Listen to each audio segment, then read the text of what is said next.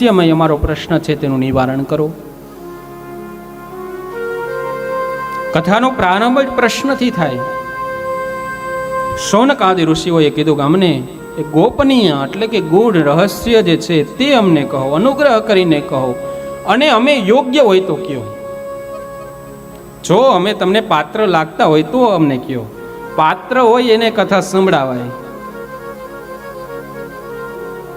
પાત્ર હોય એને કંઈક આપાય વસ્તુ. પાત્રતા ન હોય એને તમે વસ્તુ આપી દો તો પછી એનો સદુપયોગ ન થાય. શાસ્ત્ર કહે છે એનો દુરુપયોગ કરે.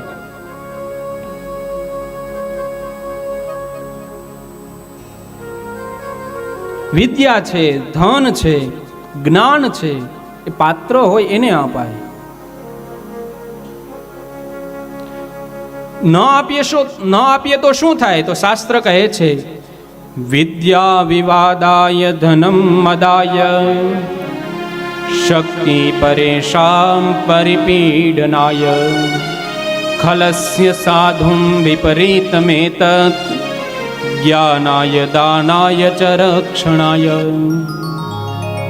શાસ્ત્ર કહે છે કે વિદ્યા વિવાદાય, તમે જો પાત્રતા ન હોય એવા વ્યક્તિને વિદ્યા આપો તો એ વિદ્યાનો એ સદુપયોગ ન કરે, સંવાદ ન કરે. શું કરે? વિદ્યા વિવાદાય, વિદ્યાથી વિવાદ કરે પાત્ર ન હોય તો. વિદ્યા વિવાદાય ધનમ મદાય, ધન છે, પૈસા, એ તમે જો સારા વ્યક્તિને ન આપો તો પછી એ ધનનો એ સદુપયોગ ન કરે. મદાય એટલે કે એને ધનનો અહંકાર આવી જાય, મોદ ચડી જાય, અહંકાર આવે જો સત્પાત્ર વ્યક્તિ પાસે ધન ન હોય તો. વિદ્યા વિવાદાય ધનમ મદાય શક્તિ પરેશામ પરિપીડનાય. એવી જ રીતના શક્તિ છે, એ શક્તિ એટલે કે શસ્ત્ર, એ શસ્ત્ર જો સારા વ્યક્તિ પાસે હોય તો એ લોકોનું કલ્યાણ થાય, ધર્મની રક્ષા થાય. ધર્મશાસ્ત્ર, બ્રાહ્મણ, સાધુ, સંત, ભગવાનનો ભક્ત એ રક્ષા થાય એવું કાર્ય કરે.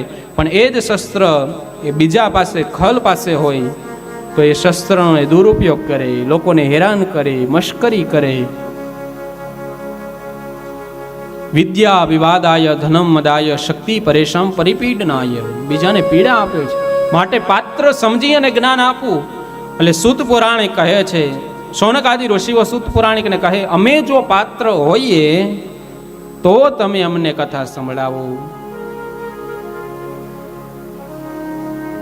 આજે તો વક્તાઓએ શ્રોતાઓને પાત્ર સમજવા જ પડે,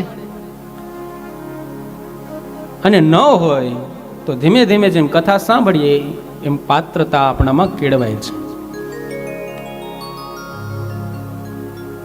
કોઈ પણ વ્યક્તિનો વસ્તુનો અભ્યાસ થાય ને એનાથી આપણું ઘડતર થતું હોય. ડાયરેક્ટ પછી બધાને અભ્યાસ હોય પણ નહીં. એટલે પાત્ર હોય તો સમજાવો. અને ત્યારે એ કહે છે કે પ્રાપ્તે કલિયુગે